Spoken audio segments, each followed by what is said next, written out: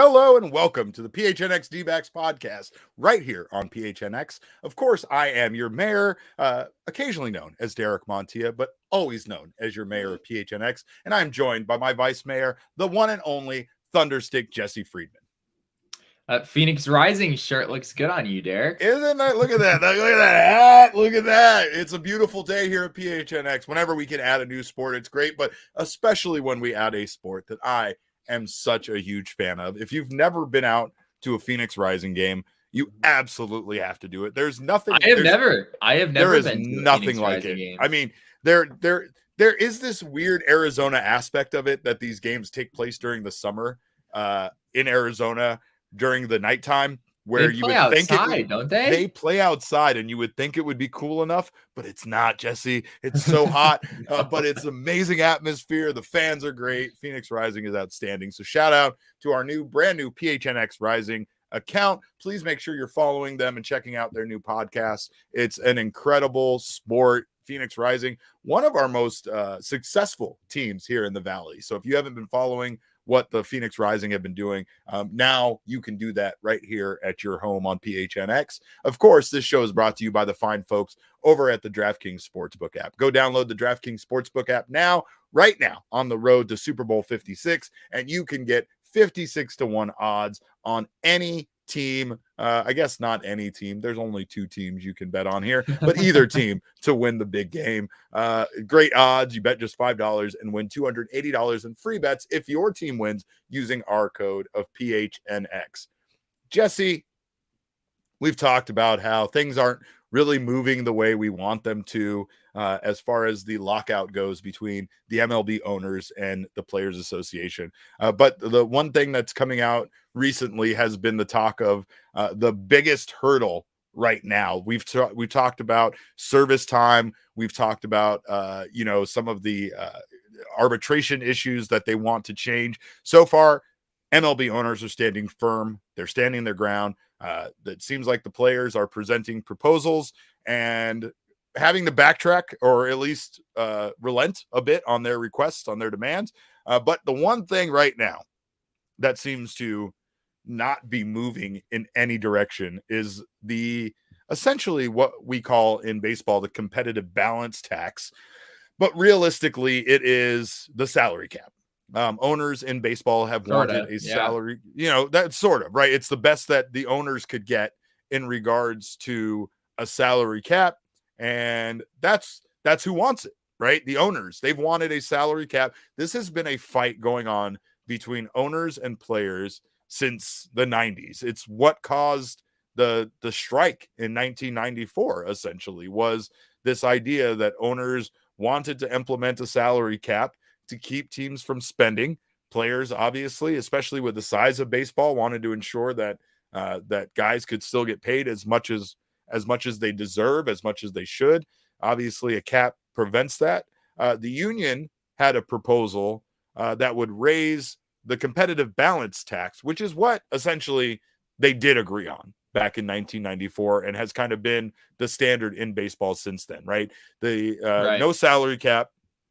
Players won't let that happen, but they have this competitive balance tax or a luxury tax. So when teams go over the threshold, then there are taxes on them. And if they continue to do it for multiple years, those taxes increase. I think it starts out at 25%, increases to 50%. And if you do it 3 years in a row, you get like 100% tax on whatever you spent over the limit, right? So the union has actually proposed just raising the competitive balance tax threshold right now during this negotiation to $245 million next season and have it raise increments to $273 million by 2026. And meanwhile, the league wants to start it next year at $214 million, which is a difference of about $30 million, and have it only get up to $220 million, which by the final year of the CBA, whenever that would be. So we're talking about like a $50+ million difference at the end, right? Pretty much owners trying to keep other owners and themselves from spending too much money without paying this ridiculous tax, owners also want to like switch the order of it so that the first year you go over, I think you get taxed 100%, and then it goes down from there or something like that. I don't know, Oh, but interesting. owners are trying to do everything they can, I feel like, so that they can turn around and say, this is all the money we can spend, right? And not have other teams also say, or have all other teams go, well, we don't care about that tax, right? Which is what the Dodgers essentially did for the last 10 years, is say, we don't care about that tax quite a bit, right? But I don't know, Jesse, this issue has been described right now as the biggest major hurdle to get over for the CBA. And I don't know, but do you see any other course here other than, once again, the union relenting on their demands and succumbing to what the owners want, which is a much smaller amount for the threshold for the CBT? Yeah, I mean, I think it is important to try to be fair and say, I mean, the owners are willing to increase it. They're just not willing to increase it as nearly as much as the players want, right? It's not like the owners are pushing for it to go down or something like that. But you're right. I mean, the increase that they're proposing is a very insignificant increase, right? You're talking about just a few $1,000,000. Right. Can you control the background Oh from yeah. what? Oh yeah, Jesse. I If got you're stuff listening going on on over audio, here. you're really Yeah, missing out you're right now. missing out on our logo being It's up in the like background and Derek stuff. can like control the TV in his background just by thinking about it or something. I swear, it just listens to whatever is in his head. But yeah, so I mean, the owners are willing to do something here, just not nearly as much as the players want, which is understandable given that we've talked about it before. The players' slice of the pie has gotten smaller over the last few years. When you think about the revenue the baseball teams are making, and the fact that player salaries have actually decreased recently, Right. that's a bit of a problem, right? And so I think that's what they're fighting against. I personally feel like that issue is more an issue on the lower end probably than it is on the higher end, right? Like the reason Yeah. that players are making less money, I don't think is because the Dodgers and Yankees aren't willing to spend. It's because the Diamondbacks and the Pirates aren't willing to spend. Sure. And so Yeah. in some ways, I think you call it a salary cap in some ways, which is, it's kind of true, right? That's kind of what it acts as. But a salary cap, Derek, isn't going to make the Diamondbacks spend any more money, right? And so, or the absence of a salary cap isn't going to, right? It doesn't really make a difference for a team like the Diamondbacks or, the Pirates or the Rays or some of those teams that generally spend a little bit less. And just from a Diamondbacks perspective in general, right? We want the setup that baseball comes up with to be something that allows the Diamondbacks to compete. The problem, Derek, is that it doesn't matter if there's a salary cap. If you want a salary cap in this game, it's not going to matter because the Diamondbacks are spending more than 100 million less than what the salary cap would be. Right. And so who cares what limitations you're putting on other teams if you're going to put yourself $100 million below that anyway. So I think that's the bigger problem here. That's what boggles my mind. And also the owners are the ones that are kind of in favor of themselves being taxed for going over this amount, like as if there aren't owners in the league. It's like they want an excuse to try to stay under it, I guess. Sure. Like that. Yeah, I guess. But there's there's teams, obviously there's owners that have no problem going over this. So I feel like this might be one of those things they could negotiate on and have some of the owners actually be on the player's side. The Dodgers, the Yankees, there are teams that aren't going to spend below the threshold. No matter what, they're going to swing for the fences as far as spending goes and probably be taxed by this competitive balance tax. So wouldn't they want the threshold to be higher so that they don't have to be taxed if they reach this amount? I don't feel like this necessarily is like primarily an owner favored issue, right? The owners are the ones that have to pay this tax should they go over, right? I get that it's a soft cap. I get that it doesn't really mean anything. And I get at the end of the day, you're just being taxed for having an expensive lineup, right? We've seen in baseball how spending money does not correlate over to winning World Series and winning championships. So it's not even like it's a guarantee that if you do spend the money like the Dodgers have, that you're going to win the World Series and be the champion. yeah, you can win a shit ton of games and you can be probably the best team in your division. But really what it comes down to is baseball being a marathon and catching the right kind of, fire at the right time and having things kind of line up. It can happen for any team once September and October comes around, no matter how many high price free agents you have on your team. Right. This is considering this is the biggest hurdle. This is kind of crazy to me. This to me seems like one of those situations where the players are almost allowing for the owners to spend more on the actual team and less on taxes that are then going to be distributed to other teams and the MLB, right? Versus it going to players that you could have on your team under your roster. This again, this one is just crazy to me. Another thing though that is crazy to me is our pal Mark Feinsand over at MLB.com. He's at it again, Jesse. What is Mark? What has he written this time? He is at it again. Yesterday, or excuse me, on the first published an article, and let me get the exact verbiage correct on how he opened this article up. Oh no. Jesse, hold on to your fucking asshole. Less than 1 week after Major League Baseball made proposals with the hope of creating a path toward a new collective bargaining agreement, the MLB Players Association countered Tuesday with minimal movement on a number of issues. Per sources, the MLPA offered to reduce its figure for a pre-arbitration bonus pool from $105 million to $100 million. Oh, Jesse, gosh. That greedy MLBPA, they only dropped their request by $5 million. How dare they? Like, just the wording on this is incredible. And don't get me wrong, I am someone who often allows my feelings to come across in my writings, no matter how biased it might be. I'm actually writing an article right now for GoPHNX.com, which if you're an annual member, you will get, but if you're not, you can go sign up, become an annual member, you will get this article for free, where I am very much blaming the owners in baseball, and I'm not really hiding my feelings about it. I personally feel like the owners are holding the 2022 season hostage. I honestly feel like that was their intent when they decided to proceed with the lockout on December 1st. And I don't see this going anywhere anytime soon. The season's going to be impacted. The spring training is going to be impacted. We as fans are going to be impacted. And that's the way that this is going to go. And I feel like that was the owner's intentions this entire time, right? To essentially hold this season hostage and wait for the players to stop making demands. So instead of the owners making demands, they're just holding the season hostage to stop the players from making demands. That's what it feels like at this point. But when I read on MLB.com what seems like propaganda like that, like it only furthers to galvanize my feeling on this, that MLB.com is 100% trying to present their position as MLB and the owners being the kind-hearted souls that just want baseball to get back to it, and these greedy players keep stopping us from doing it.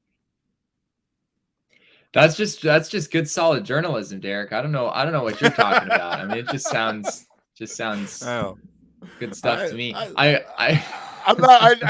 didn't learn traditional journalism, Jesse. What can I say? I don't know what's going on here. There you go. Yeah, there you go. If we both had journalism degrees officially, then maybe we'd be able to do what Mark is doing there. But yeah, I mean that is kind of what we'd expect, right? We talked about Mark's writing before. MLB.com, ladies and gentlemen, probably not your source of lockout related news. Unbiased lockout news, definitely not. One thing I will mention though, I don't know if you saw this. This came out just a couple hours ago here before our live show. Apparently, Major League Baseball has requested a third-party mediator. I can't remember exactly the words that were used, but Jeff Passan just came out with this report within the last couple of hours. The Major League Baseball has requested some sort of federal organization to intervene and to help work out the negotiations between the players and the owners. I don't really know a whole lot about what that entails. But to me, all that says is these differences are significant. I mean, you they're can so blame far whichever apart side. Blame whatever side you want, but they're far apart. And that doesn't exactly bode well. Here's we're about a week away from when pitchers and catchers are supposed to report. And unfortunately, there's just no way that happens at this point. Oh boy, it's not great. Our pal Chris Melton in the comments says we need to sell our owner. Sidebar, I swear I'm more intense about Booker snubbing because of the years Goldie was here. Am I alone? No, you're not alone, because I think we as Arizona fans tend to think we don't get the national recognition that our players deserve, especially when they're performing well. I mean, and I think that's objectively true, right? I mean, Arizona is just kind of a small, It's like we said, it's not an actual small market, but yet at times for some reason it's still considered to be. And when you're in the shadow of Los Angeles in the southwest part of the country, you feel like a small market. It's kind of how it works. It's very true. Very true. But we know how beloved our Arizona sports are here, and we are with you 100%. Booker should be starting guard on the all-star team, and everybody knows that. Chris Paul, too. Chris Paul should be highly considered in the MVP voting, and I don't know how he's not. It's nuts to me, but whatever. Moving on. We don't cover that sport here, Jesse. But if you do want to hear more about that sport, go over to gophnx.com. Like I said earlier, sign up to become a member. You'll get all of this great content from the PHNX team, not to mention the fact that you can subscribe to our YouTube channel and sign up for notifications. That way you don't miss any of the content coming out. If you're not interested in an annual membership and saving money and getting a free t-shirt from the phnxlocker.com, I don't understand you, but I get it. And you can still get your first month for just 50 cents over when you do the month-to-month option. So either way, sign up to become a member. Check out our content at gophnx.com. Become a member of our family. We can talk about Book of Boba in the in the Discord. It's members only Discord. That's what I'm here for. I don't want to talk about baseball. Baseball is depressing me right now. So let's talk about television shows that I'm watching. Righteous Gemstones, Peacemaker, Book of Boba Fett. Any of these things you guys want to talk about, hit me up in the Discord. Talk to me about baseball and talk to Derek about whatever. Don't talk to Jesse about pop culture or movies or anything like that. Yeah, you're gonna lose me pretty quick. I'm bringing a federal mediator in here to work out our problems, Chris. Trust me, because Jesse keeps telling me stuff he hasn't seen. Oh, and yes, good point from Chris. ASU baseball is not locked out. Not to mention the fact that neither is minor league baseball. So if you are listening to us right now from one of those areas where minor league is big and you have a team, you guys are still going to get this. And I'm still curious, Jesse, to see how this plays out for spring training. There has been a lot of talk here. The local news is starting to buzz as we get closer to spring training about how this is going to not only affect the local economy, but about the season being delayed. So, and I'm happy for it. I think that one of the biggest problems with this lockout right now is it's not really moving the needle as far as news is concerned. It's easy when there's no updates and no progressions for this to kind of slide into the backstory and not have people angry about it, right? I think that, again, public pressure and people being upset about it helps to move these negotiations along. Hopefully a federal mediator will also help to do that. What I want is a federal mediator that doesn't have time for their bullshit and doesn't allow this, like, oh, we're meeting on Tuesday and then we'll meet next Thursday. Now he's like, no, we're meeting on Monday, Tuesday, and Wednesday of this week. I have stuff to do on Thursday. We're going to get this shit figured out by Wednesday is what we're going to do, because this is just preposterous the way that this entire process has taken so long between proposals. I get it. Like, they have to come up with a new proposal. They have to meet. There's a whole other, besides the negotiation themselves, there are owners meeting about what their stances are. There's players and representatives meeting about what the players want and how they want to proceed. So I get it. It's a complicated thing of moving parts, and it's not as easy just to make it happen that quickly. But sure, on the flip side, it definitely feels like they are taking way too long to get this stuff done.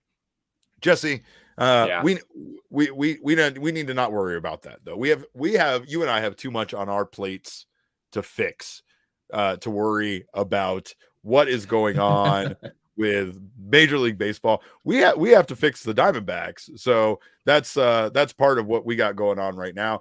I know I proposed my idea for fixing the Diamondbacks, which again was a little far-fetched, might have been I think they could sign Chris Bryant, Nick Castellanos, and Carlos Rodon. I think they could do that. You might say that I may have gone too far as exactly what I was expecting this team to do, or what I'm asking of them to do, what I'm asking of them to spend. But the point of our conversation, Jesse, was obviously to fix the Arizona Diamondbacks. And you can't just go out and fix them without spending a whole lot of money, right? So again, let's take a look really fast at, like you said, what I chose to do, and that was just spend all the money. Nick Castellanos, Chris Bryant, Carlos Rodon, whatever, no big deal. Just 3 of the best players in baseball with the highest WARs to bring it over to your Arizona Diamondbacks and make them a successful team. I also suggested, which I don't think you and I disagree on here, of going back to the purple and teal and having that be a big part of whatever you want to call this relaunch. Maybe we wait until the 25th anniversary would be next season, 2023. Maybe it waits until then so that they can put official, square number on it. But I want a relaunch of this team. I want them to come back in the purple and teal and copper and all of that. And I want them to do it all like in an exciting time, right? They did the big jersey reveal when they switched over to the weird snakeskin gradient and all of that. Give me a runway, debut of the old jerseys coming back, and have these guys that I threw all the money at be part of it. But you wanted to go a little bit different of a direction. You wanted to more maybe trade. You wanted to maybe be a little bit more reasonable. So I was gonna say is how is Jesse Friedman fixing the D-backs?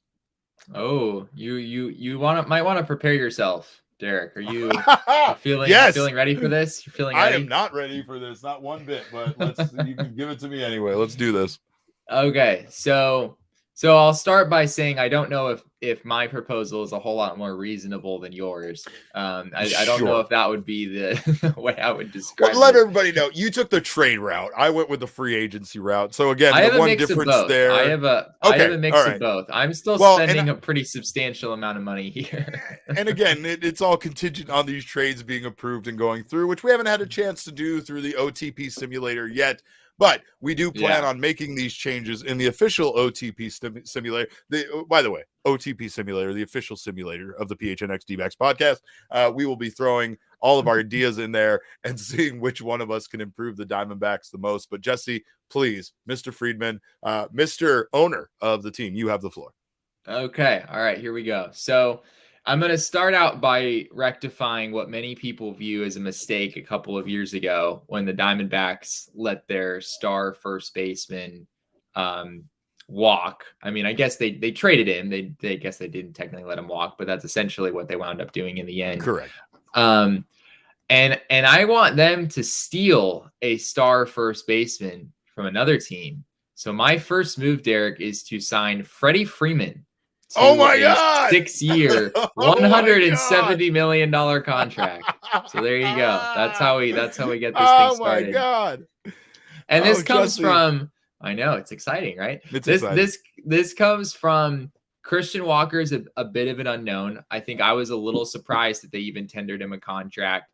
Pavin Smith is still kind of a floater for me. I don't know if he's really, especially for us in this exercise that we're doing, we're kind of trying to make the team competitive next year, right? And if that's the case, I don't think I want Pavin Smith as necessarily the everyday first baseman from the very beginning. So that's the first move. I think the way I put it was we had terminal diseases and we wanted to see the team win a championship before we could die. So that's pretty much the sense of urgency I'm putting on these moves. Sure. All right. So the next move I have is a trade. And this is one also, it is very difficult to decide what trade proposal is reasonable. So I don't know if there's any Pirates fans out there. I'd be curious what they have to say to this. Most likely they're probably going to think I'm crazy. But here it is, Derek. The Arizona Diamondbacks are going to send a package of 4 players to the Pittsburgh Pirates in exchange for center fielder Brian Reynolds. No, Brian Reynolds is a guy that some people might not really know much about because he plays for the Pirates. So, we all have been there. But Brian Reynolds last year hit 302 with a 912 OPS, 24 homers, 90 RBIs. And he was also a finalist for the Gold Glove Award in center field. And he is under team control for 4 more seasons, Derek. So you get him through 2025 if you make this trade. Career 10.6 WAR. There you go. And he's only been in the league for this is his he just finished his 3rd season. So he's really been something. So are you ready to hear who the Diamondbacks are sending to the Pirates? Yes, I want to hear the package. This will be my favorite part of seeing this on ESPN or whatever come up. Like, oh my God, who did they send? So, and honestly, I think it's a little light. I think Pirates fans are going to be angry at me here, but here it is. The Diamondbacks would send utility man Josh Rojas, outfielder Christian Robinson, pitcher Corbin Martin, and shortstop Ryan Bliss. Oh, I hate a draft pick they recently. I hate this. So there's you got to give something to get something. You're not going to get You're not going to get 4 years of Brian Reynolds for cheap. Honestly, my guess is they wouldn't even bite on that. I think they'd want Alec Thomas. They'd want Corbin Carroll. They'd want at least one of those bigger name guys. Sure. But Christian Robinson would have been a very valuable piece at one point, but unfortunately, due to the complications with that entire arrest and everything that he went through, definitely throws off his value, at least for the time being, until he gets back on the field and can prove that he can play at an elite level again. So there's some logistical things there with Christian Robinson. Hopefully he's able to, get all those things figured out. But yeah, I think this at least gets the conversation started, and who knows, maybe I don't like that at all. Like, I do like it, but I don't like it at all. Like, I hear what you're saying, but I feel like there's definitely some key pieces being given up in that deal, especially Corbin Martin. That's a guy that we haven't really had a chance to even see yet. And like him and Christian Robinson, when I hear that trade, my mind immediately goes to, oh, well, I can't wait to see how good those two fucking guys are once they're not a part of our organization anymore. Well, Brian Reynolds is 26 and under control for 4 years. That's what I say to that. And I mean, that's an amazing, like, he literally is. He's the kind of guy that if he played on a bigger team, everybody would know his name. Everybody would know his name for how good he is. Stud. But he just, again, when you are on a Pirates team that's as mediocre as that, it's kind of like people forgetting Ketel Marte hit 320 this season as a member of the Diamondbacks, and he always hits 320, yet it's just easy to forget that he's over here doing that when the team is as mediocre as they are. Right. All right, here we go. Motion says, I didn't know Brian Reynolds played center field, and yes, big, huge, gigantic need for the Diamondbacks. All right. Not only does he play center field, but Gold Glove finalist. All right, here we go. The next move, it's another trade. This is with the Miami Marlins. And I'll take it from the top here. So the Diamondbacks would trade to Miami left-handed pitcher Blake Walston, righty Dre Jameson, and third baseman AJ Vukovich, all pretty darn good prospects. You're just mortgaging Miami Marlins entire goddamn future, aren't you? Not the whole thing. Not the whole thing. All ruining our farm system. All right. And in exchange for Sandy Alcantara, the right-handed pitcher for the Miami Marlins, who is under team. He just signed an extension. He is under control on a very team-friendly deal through 2027. Like 5 years, 6 years, 6 years. Yeah. Wow. Holy cow. 6 seasons of Sandy Alcantara, and he's already really freaking good. So I think he would be a tremendous addition to the rotation, and he wouldn't necessarily cost a whole lot since all of those, his contract is already determined for all of those years. All right, and then I've got 3 free agent signings here to cap it all off. I'll do the biggest one first. This is kind of the last big move that I have. So I would sign shortstop Trevor Story to a 6-year, $120 million contract. However, here's the thing. I would not play Trevor Story at shortstop if he would be so willing. I would slide Trevor Story to third base. And I would have... Hasn't he played third base before? I'm not actually sure. That's a good question. He's an excellent shortstop. So you know that if he went to third base, he would be excellent there as well. Right. Essentially, it's an easier position to play, right? That's what the idea there is. Yeah. And we all have seen Trevor Story hit at Chase Field. And come on, he absolutely rakes in that building. It's delicious. Yeah, that's a delicious I also proposition. I think you're also kind of getting him at a bit of a discount because he really didn't have a good walk year in Colorado. It was you're really right about kind of a down year for him. So 6 years, 120 million, although that is a lot, 20 million a year is not bad if Trevor Story comes here and, you know, is a monster hitter and plays this good defense that I think he really could. So, so that's the other like super big move. I would cap it off. I would sign Kenley Jansen just for fun. Oh, come on. 2 That's years, good though. I like $26 that. million. That brings, man, that would piss off Dodgers fans to see him succeed here with us as a closer, right? That's like 60% because I want him and 40% just to smite Dodgers fans. Right. Well, that was my Kyle Seager, Chris Bryant decision there had a lot to do with how the fans would react to it. It's not to say that Diamondbacks fans don't. They love getting a former Dodger and having them be a part of our team. You mean, but I mean Corey Seager. Corey Seager. What did I say? Kyle Seager? Sure. Yeah. Yeah. But like, you know, again, the idea of Chris Bryant coming here is, I feel like a much more favored fan decision. And really at the end of the day, a big part of making all of these big money moves is bringing people back to the stadium, right? That's why you would do the things you would do. I just wonder if all of those trades of younger players at this point would infuriate Diamondbacks fans or if they would be okay with it. I say that just because I mean, this team that I think would be pretty darn good. I'm not disagreeing with that. So I think your team would be very good. I just think in the grand scheme of things, we've been so patient waiting for some of these prospects to pan out. Right. And man, but you still got so many, right? Like you've still got Corbin Carroll, you've still got Alec Thomas, you've still got some of the pitchers. I didn't trade Ryan Nelson. He's about the only one who's left, but there's some other ones too if you dig deep. The biggest thing is that if you can transition prospects into proven major league talent, it's a big deal. And I don't think people understand that because of controllable major league talent, right? Controllable you wouldn't just have these guys for a year. You're not getting a rental for half a season, right? But the bigger thing there is that you never know how good a guy can be. And the Diamondbacks, we've seen this, right? As fans of this organization, we've seen top prospects never reach that same level of where we thought they would be, of you know, the aspirations for them, for their career. I think that honestly, if you can get guys that are phenomenal young talent under team control, you pull that trigger, right? That's the point of also having a very good farm system. Is the farm system's the gamble, but when the guys have played in the major leagues for 2 seasons or more and have proven to be consistently good, that's such a different level of knowing what you're getting versus what you could potentially get out of a prospect that's never played a single game in Major League Baseball. You know? Yeah, there you go. So I have one last move here. It's just Josh Harrison. You got to have a utility player in place of Josh Rojas. So I'm bringing another Josh Harrison, 2-year deal. He had a pretty good year last year.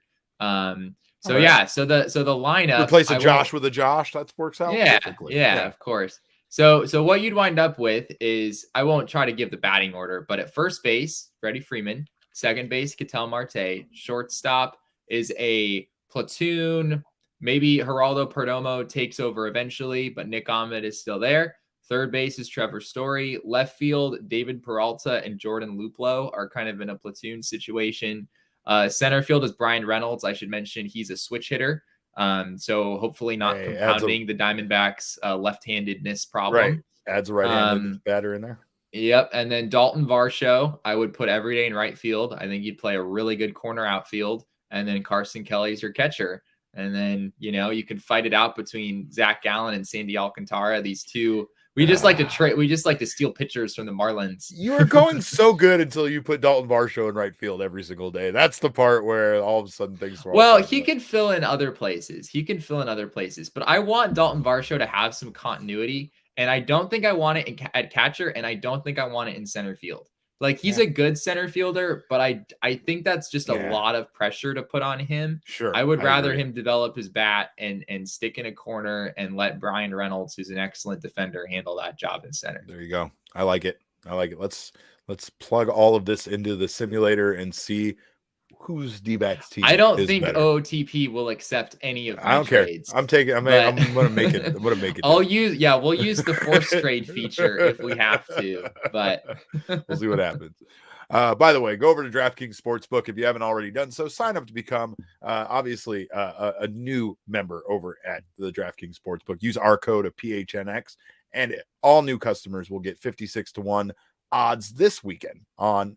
Well, not this weekend, next weekend. This weekend, you have nothing. This weekend, we have nothing.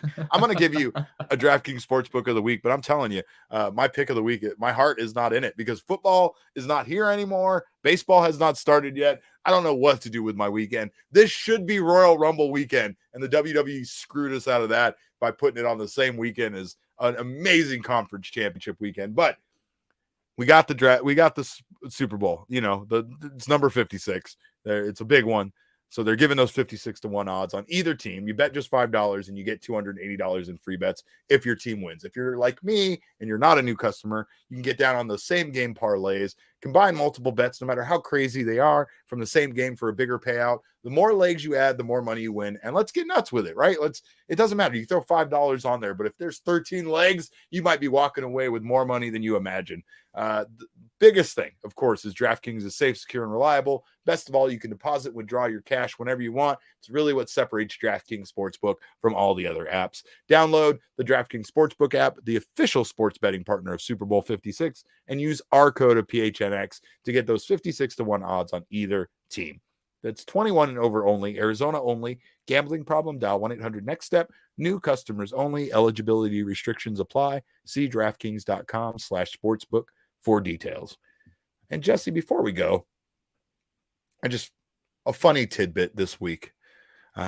Brad Boxberger's emoji jersey from Players Weekend in 2018. Oh, like the box and the burger. The box and the burger emoji. That jersey is in the Hall of Fame before Barry Bonds. Wait, Brad what? How does a jersey make it to the Hall of Fame? Apparently, his jersey is being honored as the first jersey with emojis being used for the name on it. So since it's historic, it belongs in the Hall of Fame. Do we see the irony here that you're telling me a jersey with fucking emojis on it is historic, so thus it belongs in the Hall of Fame? But Barry Bonds, no, you don't belong in the Hall of Fame. You haven't contributed enough historically to this game as this jersey with emojis on it, so you don't get to be in the Hall of Fame. Thoughts? Ironic? Are we sure the emojis didn't take steroids? No way! Whoa! Oh, that burger is on PEDs. There's no way it's that beefy, that meaty. Look at how meaty that burger is. Oh my god! I don't know. I think we should run it through a test before we allow it to go in. I think we need to make sure. I investigate Brad Boxberger's jersey and see exactly what it's on. No, here's the wild thing: Brad Boxberger, right? Career 3.52 ERA, losing record in his career 27-34. Not a great career, as many people remember. In his one season, wasn't good in Arizona. No, that's very true. One of his worst seasons was with Arizona, but he also had some very bad seasons with Tampa Bay and the Kansas City Royals as well. So just an all-around not great performer when it comes to Brad Boxberger, yet somehow honored in the halls of the greats because he was smart enough, I guess, at the time to know he was making history. Do you think he knew he was making history when he decided to do that? Or do you I know how this thought process works. They kind of like run some ideas past the media guy that works for the team, and they're like, yeah we can do that. And that's it, right? But in researching this, I actually kind of laughed because this was a very popular idea in 2018 when it came out. People were very fond of the fact that Boxberger did the box and burger emoji on his Players Weekend jersey. but not Diamondbacks fans. No. We knew. we knew at the time what was going on. But again, Boxberger before Bonds. Just throwing that out there. Just putting it out there.